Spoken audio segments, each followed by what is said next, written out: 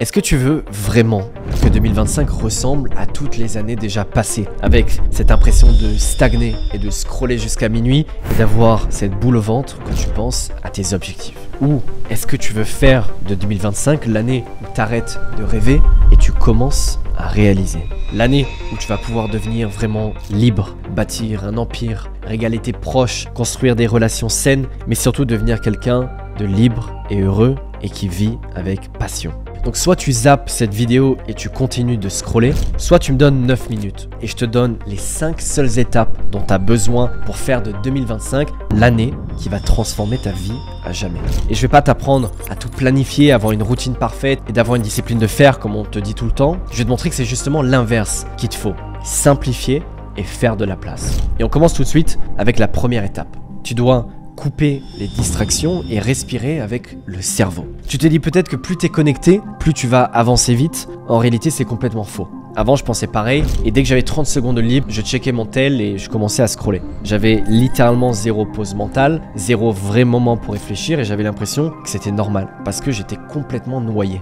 Noyé dans du contenu, dans des vidéos et dans du bruit permanent. Sauf que le jour où j'ai lâché mon tel, j'ai enfin récupéré ma vie. Quand j'ai coupé le bruit extérieur, j'ai découvert la plus puissante des voix, la mienne. Donc j'ai pris une décision radicale, j'ai désinstallé toutes les applis et j'ai fait de mon téléphone ce qu'on appelle un dumb phone. Je vous montrerai à l'écran, c'est une façon de créer un téléphone hyper simpliste. Et au début, j'étais persuadé que j'allais manquer d'un truc super important, que j'allais me retrouver tout seul.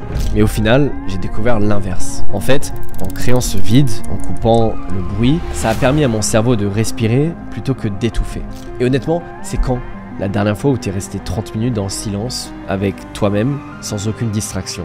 C'est probablement il y a très longtemps.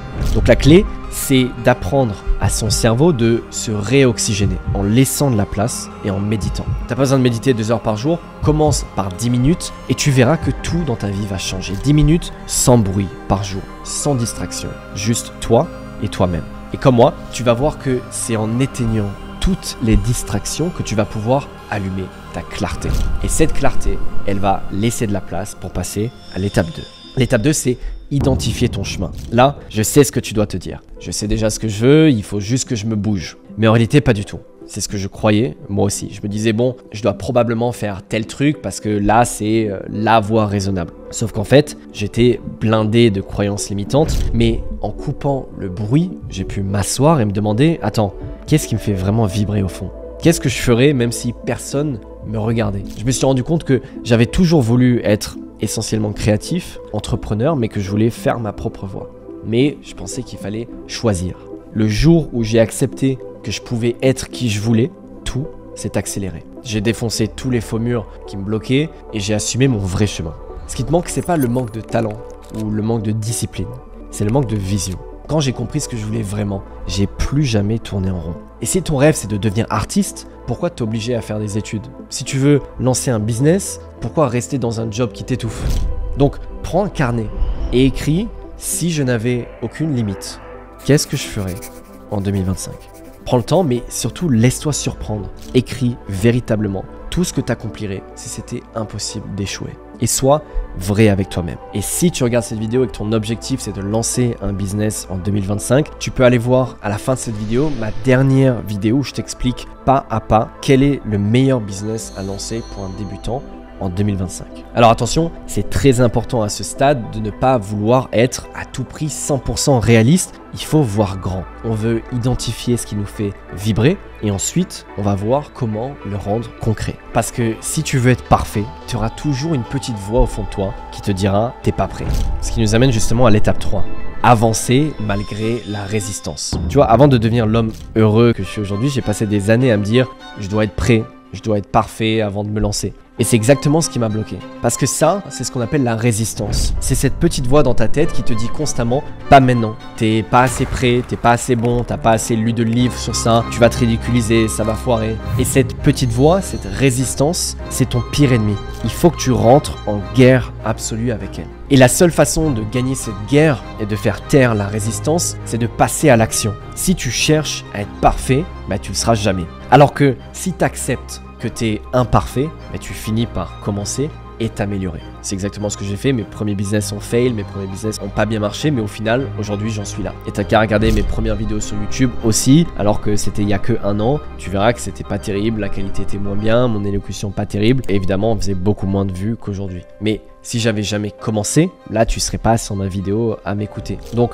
on s'en fout que ce soit parfait. L'important, c'est de se montrer, d'être là, d'être toujours au rendez-vous. Et il faut que tu comprennes que l'action imparfaite, elle crée infiniment plus de progrès que l'inaction parfaite. Donc, commence petit, mais commence. Fais le premier pas. Envoie ton premier mail, poste ta première vidéo, lance ton premier business, passe ton premier appel, va courir, ne serait-ce que 15 minutes, ce que tu veux, mais fais mieux que hier. Et tu verras que demain, dans 1 mois, dans 6 mois, ta vie, elle aura changé. Mais surtout, ne prends qu'une seule chose et focus sur une seule chose. Parce que si tu commences à te disperser, t'es foutu. C'est pour ça que l'étape 4, elle est cruciale. Il faut que tu sois cohérent et constant. Donc c'est tout à fait normal de se dire oui mais vaut mieux que je teste plein de choses et comme ça ira plus vite. Moi avant j'étais champion du monde de ça, j'ai lancé plein de business, avant ça j'ai lancé plein de projets. Je me mettais à fond dans un truc et après au bout de 2 semaines je me disais mince en fait je préfère autre chose. Je me disais ah ça c'est mieux. On en est tous victimes de ça au début. Et le résultat c'est qu'au bout d'un moment à force de switcher t'es bon à rien et t'es mauvais en tout.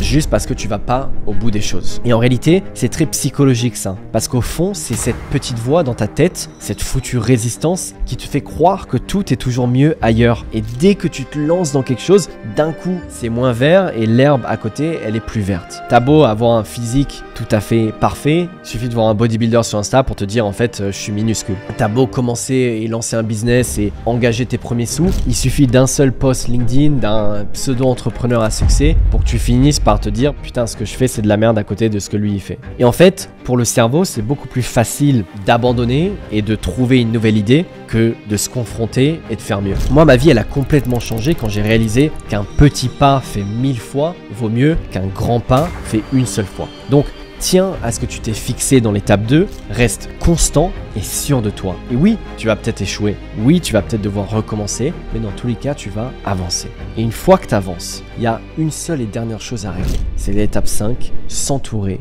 de ceux qui te méritent. Je vais te dire un truc hyper important à comprendre, c'est que personne ne s'est fait tout seul, personne n'a accompli ses rêves seul. Ton entourage est aussi important dans ta réussite que toi-même. Et si toi t'avances dans un milieu où tout le monde recule, mais au final tu vas juste stagner. Si tu baignes dans un environnement où tout le monde se plaint, où tes potes se contentent de peu, où ça se tire vers le bas même sans que tu t'en rendes compte, il faut absolument que tu t'en détaches. Et le jour où moi j'ai commencé à traîner avec des gens plus ambitieux, toutes mes excuses ont pris la fuite. On dit souvent que t'es la somme des 5 personnes qui sont les plus proches de toi. Alors fais le calcul. Parmi tes proches, qui te tire vers le haut et qui te descend? Qui est fier de toi et qui se moque? Qui réalise des choses et qui critique? Ma vie, elle a littéralement changé quand j'ai commencé à fréquenter des entrepreneurs motivés, des créateurs ambitieux. Et je me suis immédiatement senti boosté. C'est comme une boule d'énergie. Parce qu'entouré des gens comme ça, j'ai appris plus vite, j'avais constamment l'envie de me dépasser, de faire mieux. Surtout, ça crée une boule d'énergie positive. Et tu verras, ça veut pas forcément dire abandonner tous tes potes d'enfance, ça veut juste dire dédier plus de temps